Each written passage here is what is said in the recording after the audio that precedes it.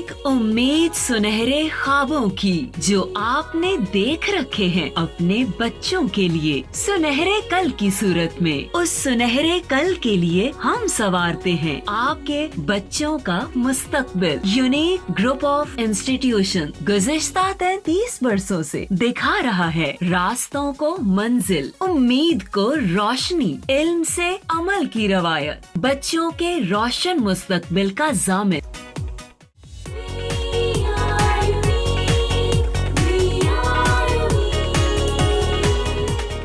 औज़ु बिल्लाहि मिनश शैतानिर रजीम, बिस्मिल्लाहिर्रहमानिर्रहीम। मोअज़्ज़िज़ तालिब इल्म, अस्सलामु अलैकुम वरहमतुल्लाहि वबरकातुहू। मैं प्रोफेसर इस्लाहुद्दीन अहमद क़ादरी आप लोगों की खिदमत में हाज़िर हूँ। आज 9th क्लास के हवाले से हमारा लेक्चर नंबर 7 है, जिसमें हम इंशाअल्लाह हदीस नंबर 3 और हदीस नंबर 4 जो है उसको हम पढ़ेंगे। हदीस नंबर 1 और 2 जो है वो हम लोग पहले पढ़ चुके, तो हम हदीस नंबर 3 जो है उससे आज के लेक्चर का आगाज़ करते हैं। खैरुकुम मन तअल्लमल कुरआन व अल्लमहु। खैरुन सबसे बेहतर, कुम तुम में, मन जो, तअल्लमा पढ़े, अल कुरआन कुरान, व अल्लमहु व और अल्लमा पढ़ाए, हु उसे। तो तुम में सबसे बेहतर वो है जो कुरान पढ़े और उसे पढ़ाए। बेटा इस हदीस मुबारका में नबी अकरम सल्लल्लाहु अलैहि वसल्लम ने कुरान मजीद सीखने वाले और सिखाने वाले को तमाम लोगों से अफजल करार दिया, बेहतर करार दिया। कुरान मजीद की फ़जीलत वो क्या है? कुरान मजीद हमारी चौथी आसमानी किताब है। पहली किताबें तौरात, ज़बूर और इंजील, और उसके बाद कुरान मजीद है जो अल्लाह तबारक व तआला की तरफ से नबी अकरम सल्लल्लाहु अलैहि वसल्लम पर नाजिल हुई। नबी अकरम सल्लल्लाहु अलैहि वसल्लम का फरमान है कि फ़ज़लु कलामुल्लाहि अला साइरिल कलामी का फ़ज़लिल्लाहि अला ख़ल्क़िही। कुरान मजीद की फ़जीलत तमाम कलामों पर ऐसी है जैसे अल्लाह तबारक व तआला की फ़जीलत उसकी मखलूक पर। तो अल्लाह तबारक व तआला हमारे खालिक हैं और हम उनके मखलूक हैं। तो याद रखें, खालिक हमेशा मखलूक से अफजल है, बरतर है। तो कुरान मजीद अल्लाह तबारक व तआला की तरफ से नाजिल शुदा, अल्लाह तबारक व तआला तमाम मखलूक़ात में सबसे ज़्यादा अफजल। अल्लाह तबारक व तआला ने कुरान मजीद नबी अकरम सल्लल्लाहु अलैहि वसल्लम पर नाजिल की। आप सल्लल्लाहु अलैहि वसल्लम तमाम अंबिया इकराम में सबसे अफजल। अल्लाह तबारक व तआला ने कुरान मजीद हज़रत जिब्राईल अलैहिस्सलाम के ज़रिए नाजिल की। हज़रत जिब्राईल अलैहिस्सलाम तमाम फ़रिश्तों में सबसे ज़्यादा अफजल। अल्लाह तबारक व तआला ने कुरान मजीद अरबी ज़ुबान में नाजिल की। अरबी ज़ुबान तमाम ज़ुबानों में सबसे ज़्यादा अफजल। अल्लाह तबारक व तआला ने कुरान मजीद नबी अकरम सल्लल्लाहु अलैहि वसल्लम की उम्मत पर नाजिल की। आप सल्लल्लाहु अलैहि वसल्लम की उम्मत तमाम उम्मतों में सबसे ज़्यादा अफजल। इसके बाद नबी अकरम सल्लल्लाहु अलैहि वसल्लम ने फरमाया कि वो शख्स भी अफजल जो कुरान मजीद को सिखाए, और वो भी अफजल जो कुरान मजीद को सीखता है। यानी शुरू से लेकर आखिर तक अल्लाह तबारक व तआला ने हर चीज़ आला और अरफा दर्जे पर रखी। तमाम चीज़ें जो हैं, तमाम हस्तियाँ जो हैं वो अफजल है। ज़ुबान भी अफजल, फ़रिश्ते भी अफजल, नबी भी अफजल और उम्मत भी अफजल। अब कुरान मजीद फ़ुरक़ान हमीद जो है, इसका मौजू जो है, इसका मौजू इंसान है। याद रखिएगा, जब भी हम बात करते हैं इंसान की, तो इससे मुराद सिर्फ़ और सिर्फ मुसलमान ही नहीं, बल्कि इससे मुराद गैर मुस्लिम भी हैं। यानी कुरान मजीद की जो दावत है वो सिर्फ़ और सिर्फ मुसलमानों के लिए नहीं, बल्कि इसकी दावत जो है वो तमाम मखलूक के लिए है, तमाम इंसानियत के लिए है। तो इसलिए कुरान मजीद गैर मुस्लिमों से भी मुखातिब है। اب جب ہم بات کرتے ہیں قرآن مجید کی تو یاد رکھیے کہ قرآن مجید صرف اور صرف نماز اور روزے کی تعلیمات پر مبنی نہیں ہے. یعنی صرف ایسا نہیں ہے کہ ہم قرآن مجید سے نماز کے مسائل سیکھیں یا صرف روزے کے بارے میں ہمیں معلومات حاصل ہو. ایسا نہیں ہے، بلکہ قرآن مجید میں اللہ تبارک و تعالی نے انسانی زندگی کے تمام پہلو، خواہ وہ دنیاوی ہوں یا اخروی، معاشی ہوں یا معاشرتی، سیاسی ہو یا سائنسی، سب کے بارے میں قرآن مجید میں رہنمائی موجود ہے. مختصراً یہ کہ ہم اپنی زندگی میں کسی بھی معاملے سے دوچار ہیں، کوئی بھی مسئلہ ہے، تو ہم قرآن مجید سے رہنمائی حاصل کر سکتے ہیں. اسی چیز کو کہتے ہیں کہ یہ وہ کتاب ہے جو جامع کتاب ہے، جو مکمل ترین کتاب ہے. دوسری تمام کتابیں، تورات، زبور اور انجیل، اس کو اللہ تبارک و تعالی نے منسوخ کر دیا، ان کے احکامات منسوخ کر دیے، اور جب وہ منسوخ ہو گئے تو اللہ تبارک و تعالی نے قرآن مجید فرقان حمید نازل کیا، اور ساتھ ہی یہ بھی بیان کر دیا کہ انا نحن نزلنا الذکر وانا لہ لحافظون، بے شک ہم نے اس ذکر کو نازل کیا اور ہم ہی اس کی حفاظت کرنے والے ہیں. یہ قرآن مجید کا معجزہ ہے کہ دیگر تمام آسمانی کتابیں جو ہیں وہ اپنی اصلی حالت میں محفوظ نہ رہ سکیں، لیکن قرآن مجید جو ہے وہ آج تک بلکہ قیامت تک اپنی اصلی حالت میں محفوظ رہے گا، کیونکہ اس کی حفاظت کا ذمہ جو ہے وہ اللہ تبارک و تعالی کی ذات بابرکت نے خود لیا. یہ یاد رکھیں کہ ہم آخرت میں بھی اس وقت تک کامیاب یا سرخرو نہیں ہو سکتے جب تک ہم قرآن مجید جو ہے اس کے مطابق اپنی زندگی کو نہیں ڈھال لیتے. ہمارا چلنا پھرنا، اٹھنا بیٹھنا، کھانا پینا، غرض ہماری زندگی کے تمام معاملات جو ہیں وہ قرآن مجید کے عین تابع ہونے چاہیے. اسی وقت ہم دنیا اور آخرت میں کامیاب ہو سکتے ہیں. یاد رکھیں اللہ تبارک و تعالی کی طرف سے ہمارے اوپر یہ احسان عظیم ہے کہ اس نے ہمیں قرآن مجید جیسی بابرکت کتاب سے نوازا. یہ وہ کتاب ہے کہ جس کے بارے میں اللہ تبارک و تعالی خود فرماتے ہیں کہ وَنُنَزِّلُ مِنَ الْقُرْآنِ مَا هُوَ شِفَاءٌ، اور ہم نے قرآن مجید کو نازل کیا جو لوگوں کے لیے سراپا شفا ہے. غرض تمام بیماریاں، اس کا علاج بھی قرآن مجید میں موجود ہے. وہ ہمیں کیسے پتہ لگے گا؟ وہ اس طرح کہ جب ہم قرآن مجید کے حقوق جو ہیں ہمارے اوپر، ہم ان کو پورا کریں. تو بیٹا آپ لوگ یاد رکھیے قرآن مجید کے ہم پر 4 حقوق ہیں. یہ بورڈ میں آپ کو شارٹ کویسچن بھی آ سکتا ہے کہ قرآن مجید کے ہمارے اوپر کتنے حقوق ہیں.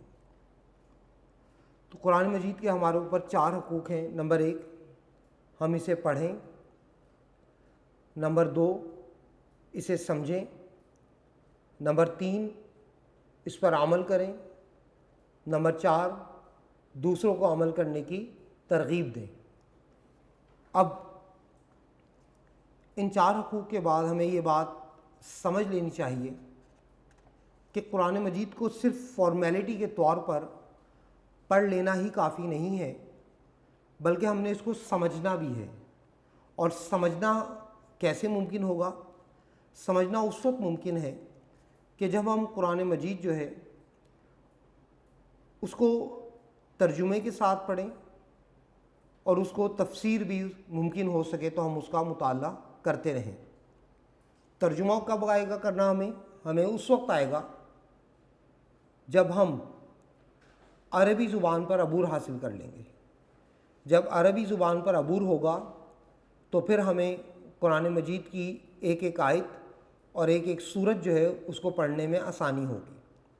याद रखें, जिस चीज़ को समझ लिया जाता है उस पर अमल करना भी आसान होता है। तो तीसरा हक़ ये है कि हम इस पर अमल करें। और चौथा हक़ ये है कि जब हम अपने आप को कुरानी तालीमात के सांचे में ढाल लें तो हमारे इर्द गिर्द जितने भी लोग हैं हम उनको कुरान मजीद की तरफ से दावत दें कि आओ और कुरान मजीद को अपने सीनों से लगा दो।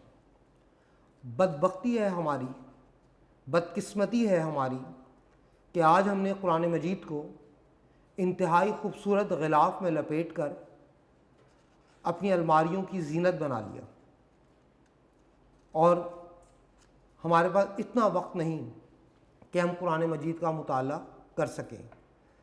तो बेटा याद रखिए, अल्लाह तबारक व तआला इरशाद फरमाते हैं, इन्ना अलैना जमअहु व कुरानहु, बेशक इस कुरान का जमा करना और इसका पढ़ाना हमारे ज़िम्मे है। दो सूरतों में हम पढ़ सकते हैं। एक सूरत यह है कि जब अल्लाह तबारक व तआला की तरफ से हमें तमाम नेमतें और ज़िंदगी की तमाम आसाइशें मैसर हैं तो फिर हम उस वक्त शुक्राने के तौर पर अल्लाह तबारक व तआला की प्यारी किताब कुरान मजीद का मुताला करें। और दूसरी सूरत यह है कि खुदा न ख्वास्ता हमारे ऊपर जब कोई तकलीफ़ आए, जब हमारा कोई अज़ीज़ हमसे बिछड़ जाए, हमसे जुदा हो जाए, तो हम कुरान मजीद का उस वक्त मुताला करें। तो याद रखिए, खुदा न ख्वास्ता, अल्लाह ना करे, अगर दूसरा वक्त आता है तो वो शायद हमारे लिए, हमारे आसाब के लिए बहुत अच्छा ना हो। लिहाजा हमें उस वक्त का इंतज़ार नहीं करना। हमने आज जब हमारे पास हर तरह की नेमतें हैं और सबसे बढ़कर हमारे पास माँ बाप जैसी नेमत है, हम अल्लाह तबारक व तआला का शुक्र अदा करें। याद रखें, किसी भी नेमत की कदर उस वक्त होती है जब वो नेमत हमारे पास नहीं होती। तो इस लिहाज से अल्लाह फरमा रहे हैं कि इसका पढ़ाना भी हमारे ज़िम्मे है। तो बेटा हम लोगों ने कुरान मजीद का मुताला करना है। ज़रूरी नहीं कि हम बहुत ज़्यादा इसके रुकू पढ़ें, हम चंद आयतें भी पढ़ सकते हैं, उनका तर्जुमा पढ़ें, उनको समझने की कोशिश करें। इसके बाद अल्लाह तबारक व तआला नबी अकरम सल्लल्लाहु अलैहि वसल्लम की अज़वाज मुताहिरात से मुखातिब हैं।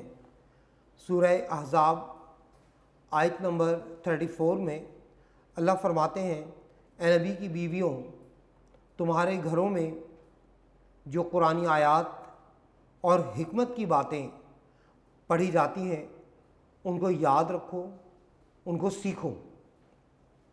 इससे मुराद क्या है? हिकमत की बातें वो हैं कि जो नबी अकरम सल्लल्लाहु अलैहि वसल्लम के मुँह मुबारक से निकलें। उनको चाहिए उन बातों को सीखें, उनको समझें और उन पर अमल करने की कोशिश करें।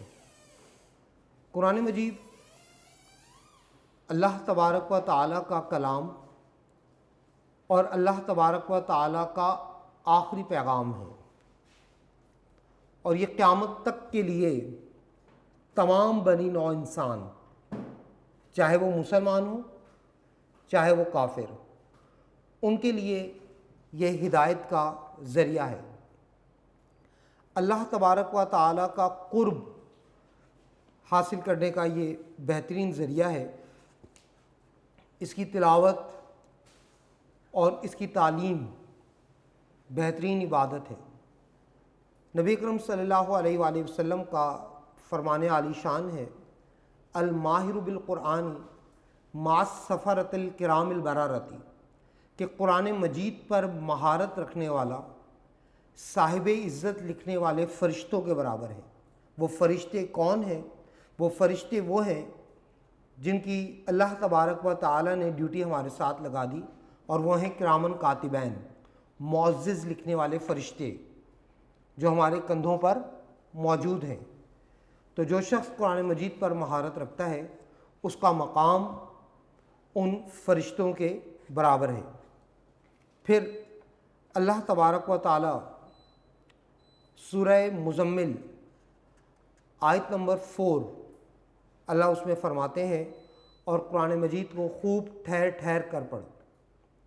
خوب ٹھہر ٹھہر کر پڑھنے سے مراد یہ لی جائے گی کہ جب بھی قرآن مجید کی تلاوت کی جائے اس کو آرام سے اور تسلی سے پڑھا جائے، اس کے اعراب جو ہیں اس پر توجہ رکھی جائے، زبر زیر پیش جو ہے اس کی غلطی نہ ہو، مخارج کی ادائیگی یعنی کس حرف کو کس طرح سے ادا کرنا ہے اس پر بھی توجہ رکھی جائے، اس انداز میں قرآن مجید کو پڑھا جائے کہ انتہائی تسلی کے ساتھ کسی قسم کی عجلت یعنی جلد بازی کا مظاہرہ نہ کیا جائے۔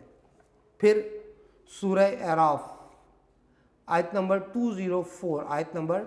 204 میں اللہ تبارک و تعالی ارشاد فرماتے ہیں وَإِذَا قُرِئَ الْقُرْآنُ فَاسْتَمِعُوا لَهُ وَأَنصِتُوا لَعَلَّكُمْ تُرْحَمُونَ، اور جب قرآن مجید پڑھا جائے تو اسے غور سے سنو اور خاموش ہو جاؤ تاکہ تم پر اللہ تبارک و تعالیٰ کی رحمت ہو۔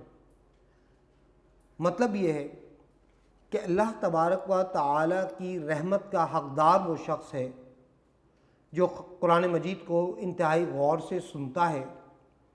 یہ کوئی معمولی کلام نہیں بلکہ یہ رب تعالیٰ کا کلام ہے، اس کے آداب کو ملحوظ رکھنا چاہیے، خاموشی سے سنیں اور اس کو سمجھیں۔ یہ ہماری خوش قسمتی ہوگی کہ اللہ تبارک و تعالیٰ نے ہمیں چن لیا کہ ہم کم از کم قرآن مجید کو سن رہے ہیں۔ تو بیٹا اللہ تبارک و تعالیٰ کی رحمت کے حقدار وہ لوگ ہیں جو قرآن مجید کو بغور سنتے ہیں۔ پھر سورہ ہود آیت نمبر 1 سورہ ہود آیت نمبر 1 اللہ تبارک و تعالیٰ ارشاد فرماتے ہیں کہ اس کتاب کی آیات حکمت سے بھری ہیں اور پھر حکمت والے رب کی طرف سے کھول کر بیان کی گئی، یعنی کہ اللہ تبارک و تعالیٰ کی طرف سے ہر چیز کو کھول کر بیان کیا۔ واللہ لا یستحیی من الحق، اور اللہ سچی بات کہنے سے نہیں شرماتے۔ تو اللہ تبارک و تعالیٰ نے ہر چیز کو بہت کھول کر بیان کر دیا تاکہ ایک عام سا قاری جو ہے، عام انسان جو پڑھنے والا ہے، وہ بھی قرآن مجید کو سمجھ سکے۔ نبی اکرم صلی اللہ علیہ وآلہ وسلم نے ارشاد فرمایا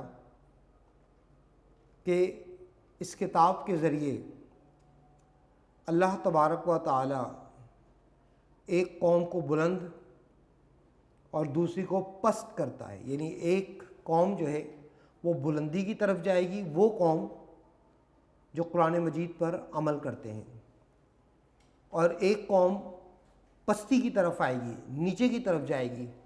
وہ قوم کون سی ہے؟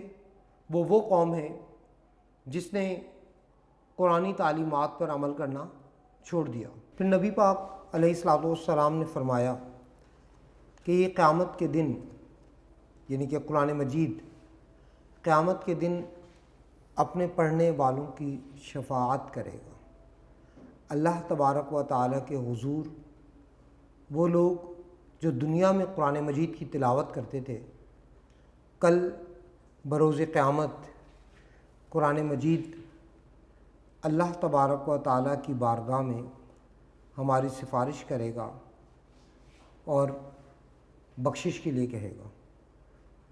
اسی طرح آپ صلی اللہ علیہ وآلہ وسلم نے فرمایا کہ قرآن مجید پڑھنے اور اس پر عمل کرنے والوں کے ماں باپ کو قیامت کے روز ہیرے جواہرات سے مزین قیمتی تاج پہنایا جائے گا۔ یہ اللہ تبارک و تعالیٰ کی طرف سے بہت بڑا انعام ہوگا۔ آپ صلی اللہ علیہ وآلہ وسلم نے فرمایا کہ قرآن مجید کے ہر حرف کو پڑھنے پر 10 نیکیاں ملتی ہیں، یعنی کہ الف لام میم ایک حرف نہیں بلکہ 3 حروف ہیں۔ تو اس کا مطلب یہ ہوا کہ صرف الف لام میم پڑھ لینے سے نبی کے امتی کو 30 نیکیوں کا ثواب ملے گا۔ آپ صلی اللہ علیہ وآلہ وسلم نے فرمایا کہ تم قرآن کو اپنی آوازوں سے آراستہ کرو۔ آراستہ سے مراد سجاؤ، اتنے خوبصورت انداز میں پڑھو کہ سننے والا اس کا اسیر ہو جائے۔ آپ نے فرمایا کہ اپنی اولاد کو 3 چیزیں سکھاؤ۔ نمبر 1 قرآن مجید کی تعلیم، نمبر 2 رسول اللہ صلی اللہ علیہ وآلہ وسلم سے محبت، اور نمبر 3 اہل بیت سے محبت، آپ صلی اللہ علیہ وآلہ وسلم کے گھر والے۔ اس حدیث مبارکہ میں نبی اکرم صلی اللہ علیہ وآلہ وسلم نے قرآن مجید کو تلفظ کے مخارج کے ساتھ ادائیگی اور ترجمہ و تفہیم میں مہارت حاصل کرنے والے شخص کی فضیلت بیان کی۔ تو بیٹا مخارج کیا ہیں؟ میں نے پہلے بتایا کہ ہر لفظ کو، ہر حرف کو صحیح انداز میں ادا کرنا، ہا کو کس طرح ادا کرنا ہے، اور گول والی ہا جو ہے اس کو کیسے ادا کرنا ہے، ٹھیک ہے؟ سین کی آواز کیا ہے اور شین کی آواز کیا ہے، یہ سب چیزیں ہم نے دیکھنی ہے، اور صحیح انداز میں قرآن مجید جو ہے ہم نے اس کی تلاوت کرنی ہے۔ اس حدیث کے آخر میں ایک شعر وہ آپ کی خدمت میں بیان کر دیتا ہوں۔ شاعر کہتا ہے کہ وہ زمانے میں معزز تھے مسلمان ہو کر، وہ زمانے میں معزز تھے مسلمان ہو کر، اور تم خوار ہوئے تارک قرآن ہو کر۔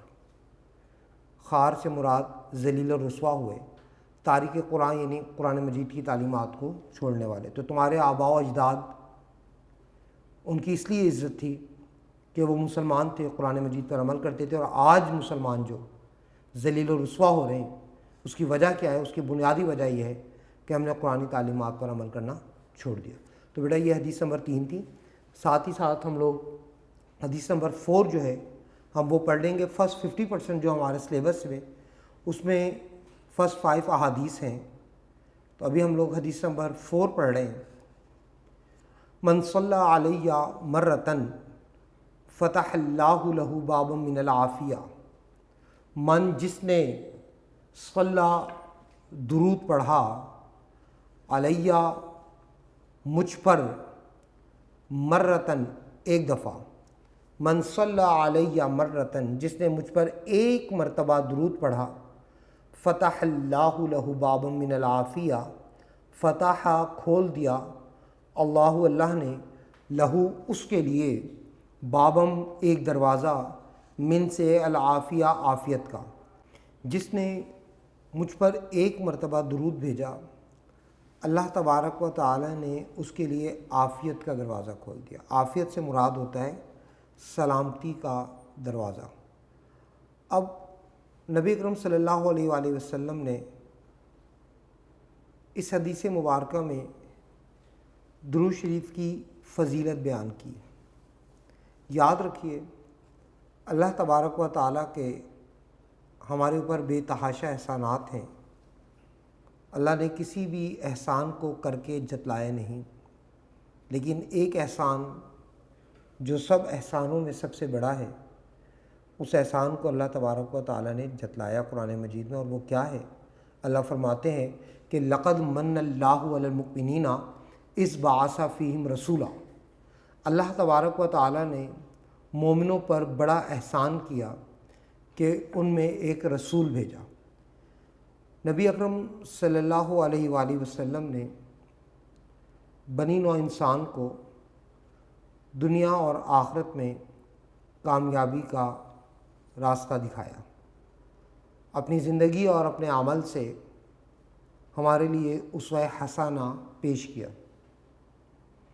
آپ صلی اللہ علیہ وآلہ وسلم نے اپنی امت کی خاطر ہر قسم کی تکالیف جو ہیں ان کو برداشت کیا جن کو سن کر رونگٹے کھڑے ہو جاتے ہیں، چاہے وہ غزوات ہوں، چاہے وہ شیب ابی طالب کا محاصرہ ہو۔ غرض آپ کی زندگی تکلیفوں اور آزمائشوں سے بھری پڑی ہے۔ اس کا مقصد یہ بھی ہے کہ آپ صلی اللہ علیہ وآلہ وسلم اپنے اسوہ حسنہ سے ہمیں صبر کی تلقین کر رہے ہیں کہ ہر طرح کے حالات میں ہم نے صبر کرنا ہے۔ آپ صلی اللہ علیہ وآلہ وسلم نے امت کی خاطر ساری رات سجدوں میں گزار دی، امت کے لیے گڑ گڑا کر دعائیں کی اور اللہ تبارک و تعالی سے امت کی شفاعت کا حق حاصل کیا۔ آپ صلی اللہ علیہ وآلہ وسلم کے ان تمام احسانات کا تقاضا یہ ہے کہ ہم آپ صلی اللہ علیہ وآلہ وسلم سے محبت کریں اور آپ صلی اللہ علیہ وآلہ وسلم سے جو محبت ہے اس کی عملی شکل یہ ہو سکتی ہے کہ ہم آپ صلی اللہ علیہ وسلم کی تعلیمات پر عمل کریں۔ یاد رکھیں، صرف یہ دعویٰ کر دینا کہ ہم اللہ تبارک و تعالیٰ سے بہت محبت کرتے ہیں اور پھر یہ دعویٰ کرنا کہ ہم اللہ کے بعد نبی اکرم صلی اللہ علیہ وآلہ وسلم سے بہت محبت کرتے ہیں، تو یہ زبانی جمع خرچ ہے۔ محبت کا حق ایسے ادا ہوگا کہ جب ہم آپ صلی اللہ علیہ وسلم کی تعلیمات پر عمل بھی کریں گے۔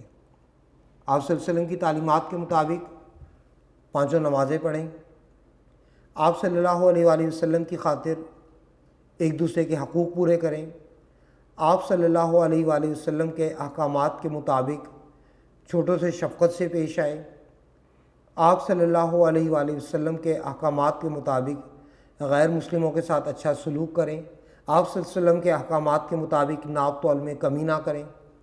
یہ تمام نبی اکرم صلی اللہ علیہ وآلہ وسلم کی تعلیمات ہیں۔ جب ہم ان پر عمل کریں گے تو صحیح معنوں میں محبت کا حق ادا ہوگا، اور اس کے ساتھ ساتھ محبت اور عقیدت کے طور پر آپ صلی اللہ علیہ وآلہ وسلم پر درود و سلام کا نذرانہ جو ہے وہ پیش کیا جائے۔ اور یہ درود و سلام یاد رکھیں، درود پڑھنا نبی پر یہ خود رب تعالیٰ کی سنت ہے۔ اللہ تبارک و تعالیٰ سورہ احزاب آیت نمبر 56 سورہ احزاب آیت نمبر 56 میں اللہ تبارک و تعالیٰ ارشاد فرماتے ہیں، ان اللہ و ملائکتہ یصلون علی النبی یا ایھا الذین آمنوا صلوا علیہ وسلموا تسلیما۔ بے شک اللہ اور اس کے فرشتے نبی صلی اللہ علیہ وآلہ وسلم پر درود و سلام بھیجتے ہیں۔ یا ایھا الذین آمنوا صلوا علیہ وسلموا تسلیما، اہل ایمان تم بھی ان پر خوب درود و سلام پڑھو۔ تو نبی اکرم علیہ الصلوۃ والسلام پر درود پڑھنا یہ خود اللہ تبارک و تعالیٰ کی سنت ہے۔ تو ہمیں اس سنت پر عمل کرتے ہوئے نبی اکرم صلی اللہ علیہ وسلم پر درود پڑھنا چاہیے۔ اللہ تبارک و تعالیٰ اور اس کے فرشتے بھی آپ صلی اللہ علیہ وسلم پر درود بھیج رہے ہیں۔ نبی اکرم صلی اللہ علیہ وسلم نے ارشاد فرمایا کہ جب تک کوئی شخص مجھ پر درود بھیجتا ہے فرشتے اس کے لیے دعائے رحمت کرتے ہیں۔ اب ہمیں اختیار ہے کہ ہم درود پڑھنے میں کمی کریں یا زیادتی کریں۔ اور پھر آپ صلی اللہ علیہ وسلم فرمایا کہ جو امتی مجھ پر ایک مرتبہ درود پڑھے گا اللہ تبارک و تعالیٰ اس پر 10 رحمتیں نازل فرمائے گا، اس کے 10 درجے بلند فرمائے گا اور 10 نیکیاں عطا کرے گا اور 10 برائیاں اس سے مٹا دے گا۔ اس وجہ سے بھی ہمیں آپ صلی اللہ علیہ وسلم پر درود بھیجنا چاہیے۔ اب درود شریف پڑھنے کے مقامات اور اوقات کیا ہیں؟ یاد رکھیں، ہر محفل میں، ہر مجلس کے اختتام پر، اذان کے بعد، مسجد سے داخل ہوتے وقت اور باہر نکلتے وقت، اور دعا کرتے وقت۔ جب تک بھی کسی بھی دعا کے اول اور آخر میں درود شریف نہیں پڑھا جاتا وہ دعا زمین و آسمان کے درمیان معلق یعنی لٹکتی رہتی ہے۔ سب سے افضل جو درود ہے وہ نماز والا درود ہے جسے ہم درود ابراہیمی کہتے ہیں۔ آپ صلی اللہ علیہ وسلم نے فرمایا کہ جو شخص مجھ پر ایک مرتبہ درود بھیجتا ہے اللہ تبارک و تعالیٰ اس پر 10 رحمتیں نازل کرتا ہے۔ اور اسی طرح آپ صلی اللہ علیہ وسلم نے فرمایا کہ جس کے سامنے میرا ذکر ہو، میرا نام لیا جائے اور وہ مجھ پر درود و سلام نہ بھیجے تو ایسا شخص بخیل ہے یعنی کنجوس ہے۔ قیامت کے دن وہ شخص میرے سب سے زیادہ قریب ہوگا جو مجھ پر درود بھیجنے میں کثرت کرے گا۔ تو بیٹا یہ ہماری حدیث نمبر 4 تھی. آج ہم نے حدیث نمبر 3 اور 4 پڑھی. امید کرتا ہوں کہ آپ لوگوں کو سمجھ میں آ گئی ہوگی. وقت کی مناسبت کے ساتھ جتنا آپ لوگوں کے سامنے اس کو ایکسپلین کیا جا سکتا تھا وہ کر دیا. امید ہے کہ آپ کو سمجھ آ گئی ہوگی. اللہ تبارک و تعالیٰ میرا اور آپ کا حامی و ناصر ہو. اللہ آپ پر اور آپ کے گھر پر اپنی خصوصی رحمتیں نازل فرمائے. وآخر دعوانا الحمدللہ رب العالمین. فی امان اللہ. جزاک اللہ.